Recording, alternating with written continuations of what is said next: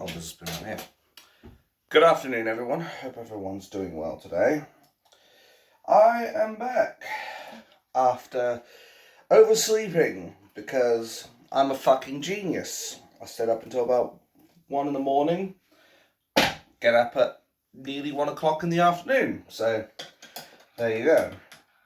I know what I forgot to put in. Sugar. So, understandably, I need this coffee to wake up. Otherwise, the only thing you're getting is a snoring man trying to stay awake. Oh, man alive. I'm getting old. That's what it is. I'm getting old. Nothing else. I don't want to blame anything else. I don't want to make any more excuses. Oh, dear. That's not what you called. No. You didn't come here to find out whether or not I'm able to keep myself upright. I want to talk about Sadiq Khan's knighthood because, quite frankly, it is a disgrace that he's even been given it now. They've now gone through the process where Sadiq terrorist sympathiser Khan has received that knighthood. As I've said before, there's only one place I'd want to stick that sword, and it certainly wouldn't be on his shoulders, but up somewhere where the sun doesn't shine. But I digress. What is it about this man that is worthy of him to get a knighthood? He is about as fitting for the title of knighthood or sir as I am of the title of Mr. Fitness. He is a man who has completely failed as a mayor of London, and not because he's a Muslim, but because he's a crap fucking mayor. A mayor who has waged war on the motorist, who has pushed woke DEI LGBTQ bullshit, and has run this city of London into the ground. He has caused crime across the board to rise significantly. But apparently that makes him entitled to a knighthood. Like fuck does it. He is not worthy of that title. Only title I'd give him is parasite.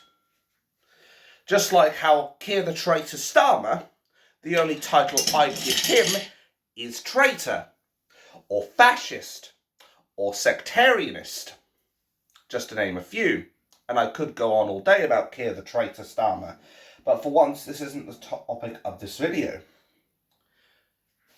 What it boils down to is if Sadiq Khan had done anything significant for the British population, I don't think there'd be anybody here complaining about him getting a knighthood. No one. Not even me. And I'm a very, very picky bastard. But I have not seen him do anything significant that is positive to this country. He has not been very positive in the slightest for this country. Ironically, the very religion he comes from, Islam, would be very unwelcoming of his ideas of let's be inclusive of the LGBTQ community. Frankly, I wish we were still back in the day where, sometimes for people you don't like, they have those little coasters for your beer or your mug of coffee or whatever. And whenever you took a sip or had a drink of your beer or what have you, you'd slam the mug or the cup down on the coaster to represent how much you hate a person. That's what we need. We need some Sadiq Khan coasters. Because quite frankly, I think they would sell like hotcakes. Quite frankly. The man has no credibility. He is a man who supported one of the families of the 7/7 bombers. But of course the mainstream media won't tell you this. You know the drill, folks, because say it with me. It doesn't suit the narrative. Sadiq Khan would rather focus on, we need to achieve net zero goals. Yeah, how are we going to do that? In fact, there's been many statistics, many scientists that have come out and said that this net zero is either impractical or impossible, and that we are basically going to cost ourselves way more money than it's actually worth. It's truly disgusting, rather, that he thinks this is all even possible. It's disgusting to think that he and the traitor party, I mean Labour Party, or maybe I was right first time, think that it's perfectly okay to ally themselves with Just Stop Oil. And if anybody remembers what Just Stop Oil did, those that don't, I'm going to give you a quick recap. So Just Stop Oil were a bunch of eco-terrorists, basically, because while they weren't going around armed with their AK-47s and blowing up buildings or running cars into markets full of people or across bridges into people, and while they aren't committing stabbings and what have you, what these bastards are doing is they are causing massive disruption in the country, which does qualify them in that perspective as a domestic terrorist. They were blocking the roads, they were doing slow walks in the roads and just basically being a general nuisance, and because of their antics, they caused people to lose their jobs, lose out on interviews, which again loses them jobs. There are people who have lost jobs on the back of the fact that these people were blocking the roads. There are parents who were basically unable to get to hospital in time because they were suffering from cancer and they needed treatment. There are people who have died on the back of Just Stop Oil's actions. Hell, there was even a son who wanted to see his mother in hospital, potentially dying of terminal cancer.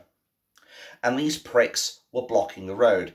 And in their NPC manners, they're like, we're very sorry, we're doing this because we believe there needs to be a change to net zero, and we're very, very sorry, blah, blah, blah. No, they're not sorry. It's fake sympathy. Because if they truly cared, they would have got out the fucking road. Just like that. And there were times where they even blocked ambulances, though they'll try to deny that. There were times where they obstructed police and glued themselves to the road, causing more time of the police to be wasted.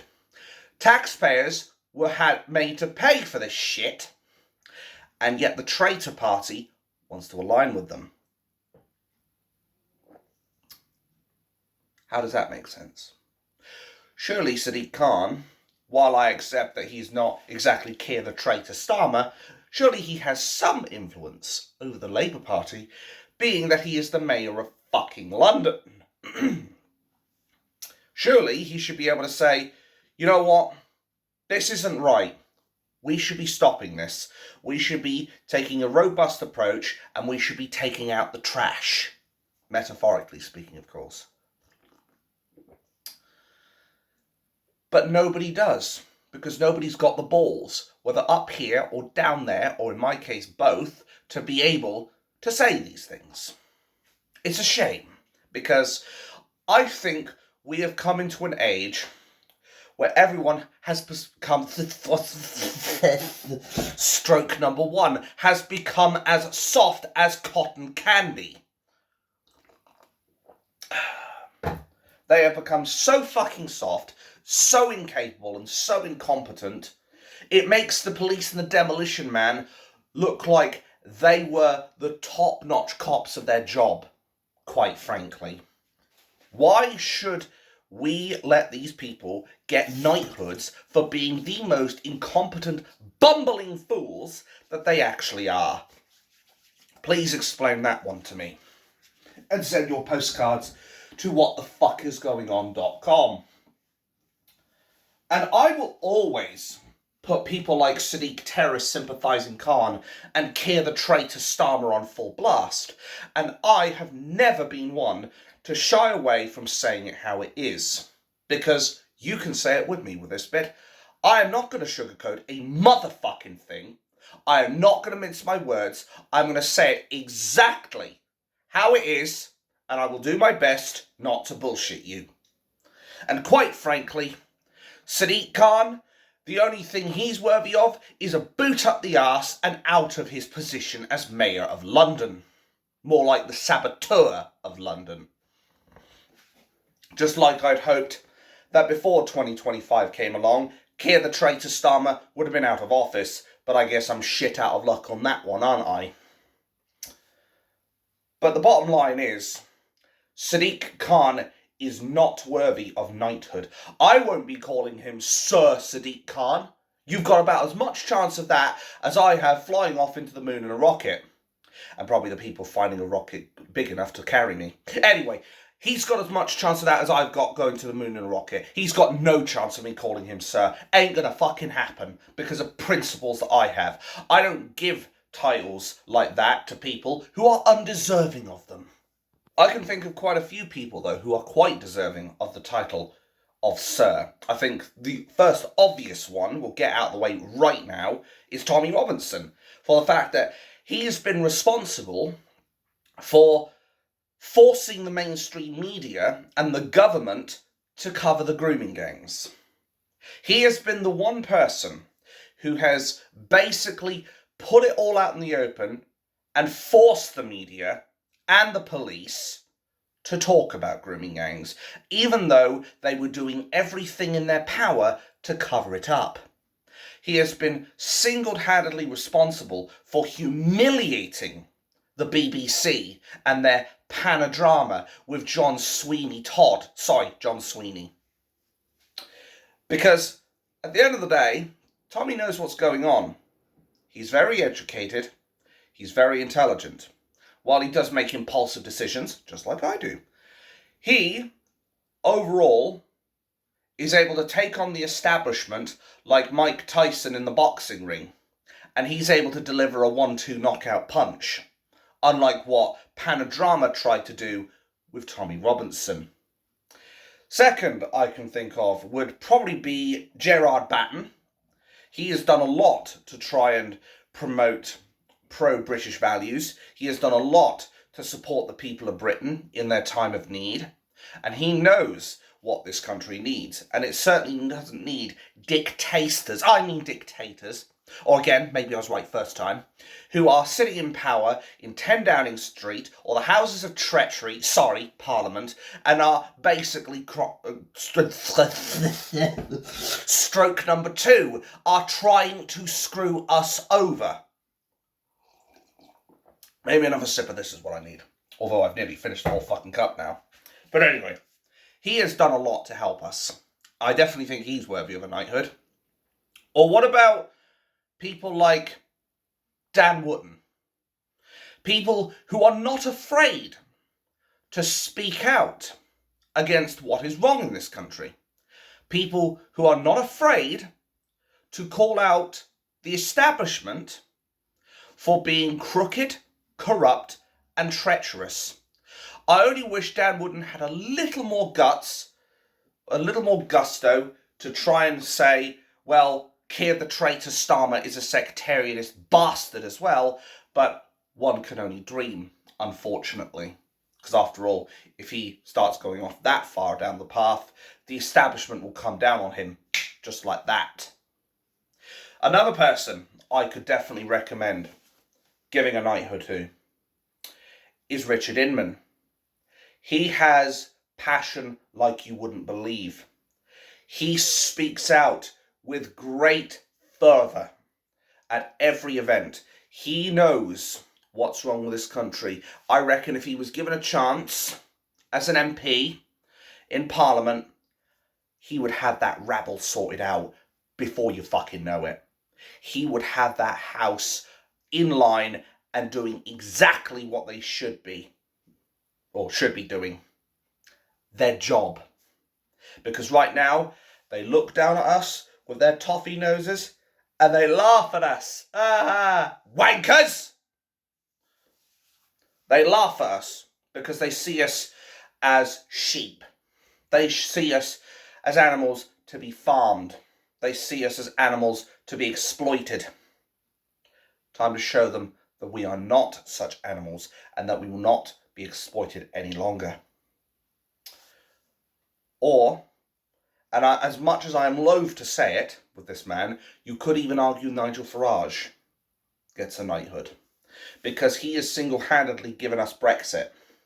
He has given us the ability to take back control from the EU, because the EU was a bunch of unelected bureaucrats in Brussels who were thoroughly anti-democratic and wanted one anthem and one army, who wanted to make sure that nobody would be able to resist their tyranny. But Nigel Farage campaigned for it. I know it's a bit of a shock, me saying Nigel Farage should be knighted, but even I have to accept there are certain things that are very respectable what Nigel Farage has done, and I have to put it out based off of what they've done, not my personal opinion of them. And Nigel Farage has unequivocally saved us from being part of one army, one anthem, and anti-democracy, quite frankly. I accept we don't really live in a democracy right now. We live under an oligarchy that sees it fit that any rise in resistance is crushed underfoot by the iron heel, as it were. The mainstream media, of course, won't tell you that. The government, well, understandably, they're not going to tell you that either, because they're the oligarchy themselves. But they will do everything they can to silence people like me, people like Tommy Robinson, and anybody who threatens the oligarchy. Because they know, people like us, would be able to dismantle that crock of shit in a matter of moments. I need a moment. I forgot to mix this, I think. Oh, a little bit too sweet. Anyway, they are afraid of us. They're afraid of ordinary people taking over. They're afraid of people like Tommy Robinson galvanizing a nation and getting the people to overthrow the government. And as I've always said, I'll be absolutely clear. I have never advocated for, will condone, justify, or want a violent revolution or overthrowing of governments. I will, however, completely understand if people feel like that's the only option they've got left. As I've mentioned before, this establishment has been spurning us at every turn, denying peaceful resolution. And when you make peaceful resolution impossible, you make violent revolution inevitable. And bear in mind that the army, they might try to bring him in, but the thing is, even when Boris the Clown Johnson, was in power originally, over half of the army said that they would support the people rather than the politicians. And that was when Boris was in power. And I would indubitably argue that I think Boris Johnson is a little bit more popular than Keir the Traitor Starmer. I mean, he's no Mr. World, but I certainly would have him over a dictator, a fascist, a sectarianist bastard, and a murdering scumbag that is Keir the Traitor Starmer. And I think a whole lot of other people would agree on that shit. I think, a bare minimum, I think about 3/4 of that army would turn on Keir the Traitor Starmer and on Sadiq Khan, the terrorist sympathiser. And I think we would see an end to this dictatorship. They can sit there all they want behind their little titles of knighthoods and sirs and dames and all that shit. But here's the thing. The people do not care what title you have. In fact, if anything, if you're given such a high title, people are going to expect an even higher standard from you. So what do you think Sadiq terrorist sympathising Khan is going to be able to do? Do you honestly think, when his standards were about here, do you honestly think at this standard he's going to stand a chance? Like fuck is he? He could have 10 Sadiq Khans and he still wouldn't even come close to that shit. Because he is a man who is, as I've said, has waged war on the motorists, has put in an unlawful ULEZ scheme to make it so that people pay if they don't have a ULEZ car. So he was forcing people down the net zero path, which it should be their choice whether they want to support it. I'm not a big fan of it myself, and if I had a car, I'd be running it around the fucking merry-go-rounds and the roundabouts of London, and then I would stick a sign out of my car saying, "Fuck Sadiq Khan," quite frankly. Obviously, I don't drive because I don't have a driving licence, but that's what I would do. I would do that just for the shits and giggles. Because anything that could piss off Sadiq Khan, you bet your ass I'm going to do. That man is a cockroach. Hard to get rid of. And I don't mean that in the sense of get rid of as in... I mean that in the sense of throw him out of power. He's just like Keir the traitor Starmer in that. If only he was his son, then it would be like father, like son. But no, it's not. So, I guess it is what it is. At the end of the day, he's not worthy of that title. But even if he has got that title, I will never call him sir. And as said, we should now hold him to an even higher standard. And if he can't meet that standard, then he needs to resign. Frankly, he should have resigned like 8 years ago, because he was that fucking incompetent. I mean, what mayor would willingly put a ULEZ camera in front of a fucking funeral home? Ask yourselves that. What mayor, in his right mind, would put a camera that taxes the motorist in front of a place where people will inevitably have to go because people die all the time? It is beyond sickening. And Sadiq Khan's comedy is about as funny as a practical joker at a funeral. The man must go. He is not worthy of sir. He is not worthy of mayor. He is not worthy to lick the boots of an ordinary British citizen. The man is deeply offensive to all of us, quite frankly. And it takes a lot to offend me, but I am physically fucking offended that a man like this has a knighthood, while people like Tommy Robinson are rotting in prison, having their human rights violated.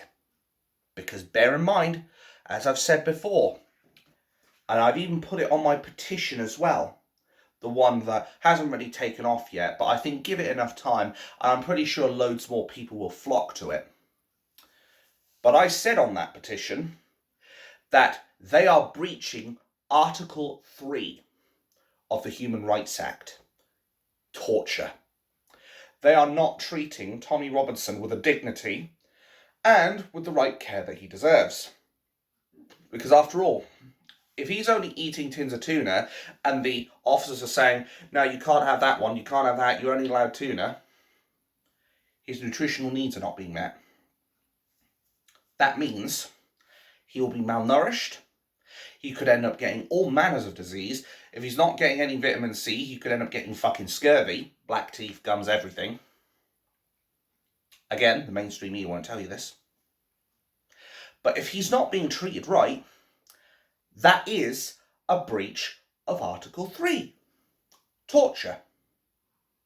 Therefore, the governor would be held accountable for this. They would be held to account for torture. Just like Keir the traitor Starmer should be held to account for torture. Because while I accept it's more the prison officer's duty to do this shit, he has the power to say to an officer, you know what, you need to be treating him better. But he doesn't. He's more worried about crushing the far right. And I ask you, where is this mythical far right, other than the cans I've got here on my right hand side? Anyway, Where is this far right you keep talking about? Because I've yet to see him. Or is it just like another myth, another fairy tale you like to concoct, just so that you can push blame away from yourself, Keir the traitor Starmer? Ask yourself that. I am going to make it my civic duty, on a final note, to be up there, wherever there is, on the 1st of February. No matter what it takes, hook or by crook. I will live like a fucking pauper if I have to. I'll live for fucking cans of as the tomato soup if I have to. Maybe a few hot dogs as well on the side, but I will do everything I can to scrounge up enough money to make sure I can go up there. That's the thing. I've said this before and I'll say it again. No matter how rich or how poor I am, I've never asked for donations for anyone. I'll put my links in the description, as I always do, but generally, I'm not sitting here with a begging bowl saying, "Please, sir, spare some change," because that's not my way. I'll always do these videos regardless. You don't have to pay me a fucking penny for it, because I have principles. Unlike Keir the traitor Starmer and Sadiq the terrorist sympathiser Khan. Their only principles are undermine the country by any means necessary. Those two are a direct threat to genuine democracy. Not this facade of democracy. I could even go as far as saying controlled democracy. And that is starting to remind me of a game I played very briefly called Helldivers 2. Managed democracy. God, fucking hell. Anyway, but it's basically they're controlling the democracy. We have the illusion that there's a democracy with all these different parties and that we can all cast a vote to each one of them. But in reality, they're two cheeks of the same arse. A shit-covered, diseased arse that poxes our society and degrades our country. These people, the only place they deserve to be in a prison is in a prison cell. Ideally with someone who despises the pair of them. I wonder how long these two traitors would last if they were put in a cell with someone who doesn't like them. I wonder. I hope no. I'm not having a stroke, I'm nearly sneezing, that's what it is. It's not stroke number 3, sorry guys. Fucking hell. I didn't expect that. I tried to get to the stars button this morning. Oh dear. What am I like? Anyway, I wonder how long they would last. My guess is they'd probably last a day, maybe a week at most, quite frankly, before the prisoners have had enough and decide to take matters into their own hands. I don't wish that for Sadiq Khan and Keir the traitor Starmer, because obviously I can't go around wishing harm to people because it's illegal, number one, and number two, everyone deserves the right to live, with maybe the odd exception or two of terrorists and paedophiles. But I thoroughly think and firmly believe these two must be placed in cells. There's definitely enough evidence for Keir the traitor Starmer to be sent down. You could argue there's enough evidence for Sadiq Khan as well. After all, he did try to unlawfully put in a ULEZ scheme that taxes the motorist. He has been quite racist towards the indigenous British people. And of course, let's not forget, he supports terrorism. After all, as I said, he did support one of the families of the 7/7 bombers. So I leave it to you and your opinions and your thoughts in the comments. Do you think that Sadiq terrorist sympathiser Khan is worthy of a jail term? Leave that to you. But I guarantee this, if these two were put in a cell with the indigenous population of prisoners, well, even if they got really lucky, let's say they got the best case scenario. Let's say Sadiq Khan gets sent to a prison full of Muslims. And let's say Keir the traitor Starmer gets put in a normal prison with mostly white people. I think in both cases they'd both be dead in a week, quite frankly. Because Sadiq Khan would not be able to go to his fellow Muslim brethren and be like, would you like to support LGBTQ? Because they would stone him to death, just like that. Because that's what they fundamentally believe in the Quran. They believe that gays should be thrown off of the top of very high-story buildings, or they should be stoned to death. Don't just take my words for it. Find it in the Quran. And then Keir the traitor Starmer, well, what person is going to have sympathy for a man who willingly let pensioners freeze potentially to death this winter?